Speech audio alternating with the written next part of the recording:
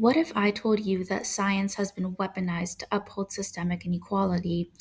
My name is Afra, and I'm a doctor passionate about reclaiming our humanity and moral reasoning in an era dominated by data and algorithms. Today, I will discuss technocracy, a system that underpins global inequality by prioritizing technical expertise over justice, morality, and equality. Technocracy suppresses emotional reasoning while elevating technical thinking. In this video, we'll explore how to reclaim the language of feeling and thinking to create a more equitable world. First, technocracy is in fact a modern form of social Darwinism. Social Darwinists misapply evolutionary biology to justify economic and political hierarchies, claiming that the fittest individuals, aka those with wealth and power, naturally rise to the top. Technocracy creates a fitness hierarchy where those with technical expertise, control over data, or financial resources are deemed most fit to lead. In this system, rationality, science, and technical thinking are elevated, while feeling and moral reasoning are dismissed as irrational or secondary. Now let's talk about the feeling function. In cognitive psychology, particularly in the Myers Briggs framework, the feeling function is a primary decision making process.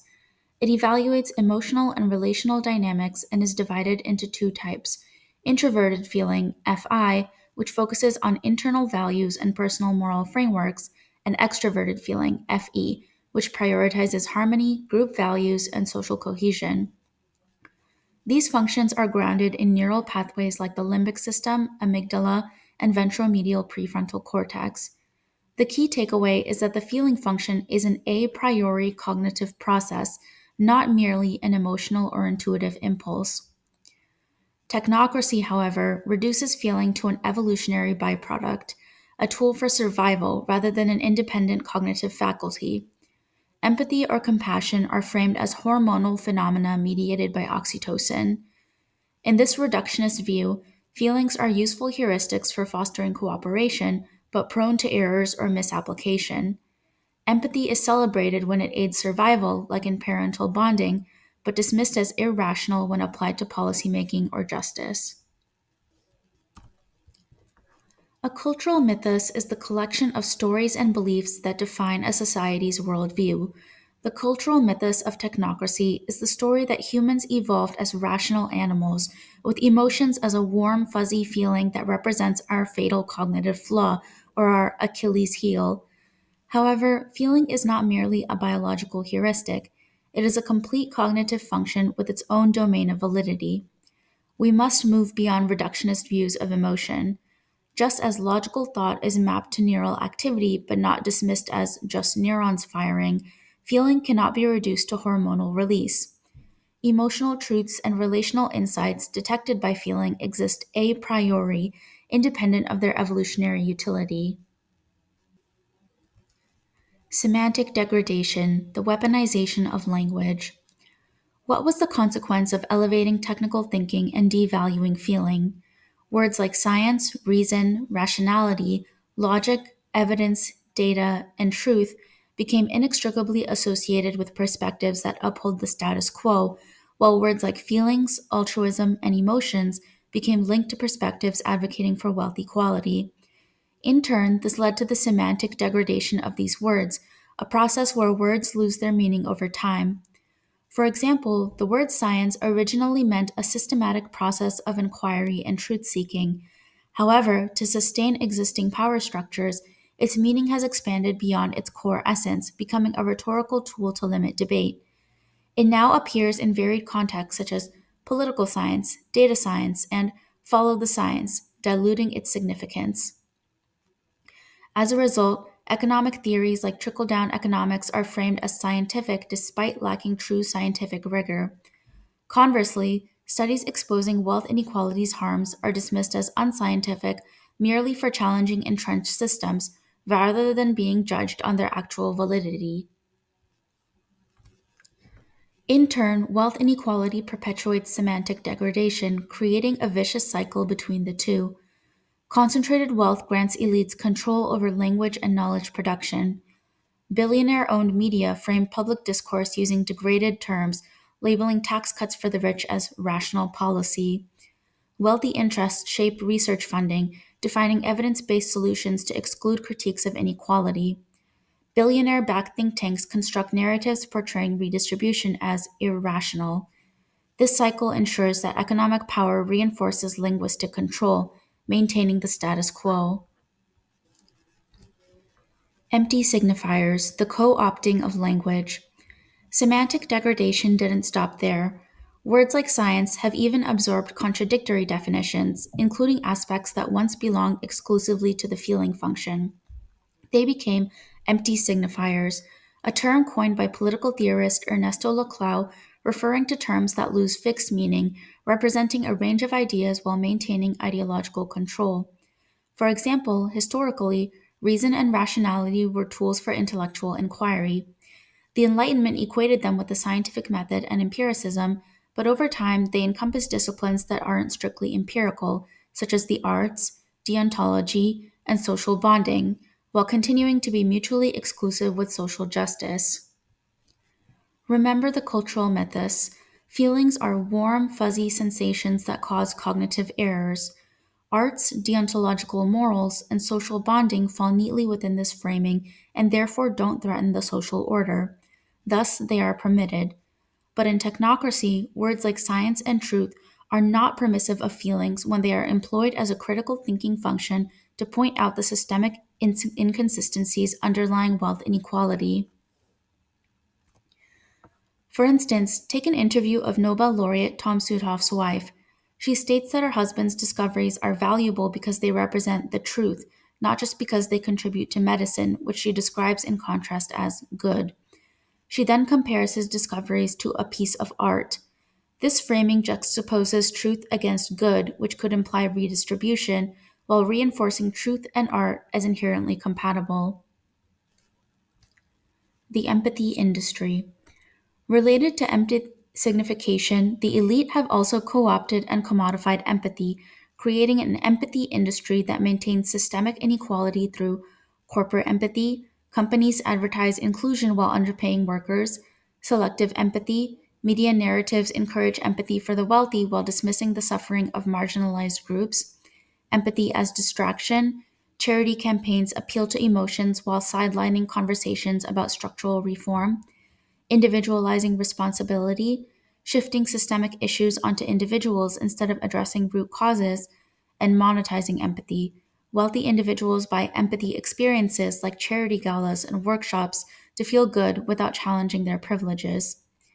These distortions ensure that empathy serves as a tool for reinforcing systemic power rather than fostering genuine transformation. Feeling as critical thinking. Critically, the feeling function is uniquely equipped to detect semantic degradation, a phenomenon the thinking function often overlooks.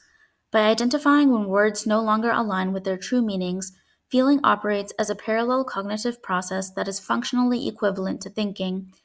Several factors contribute to this. Engagement with implications. Feeling does not just analyze raw data, but also considers its broader social and moral consequences. Sensitivity to bias.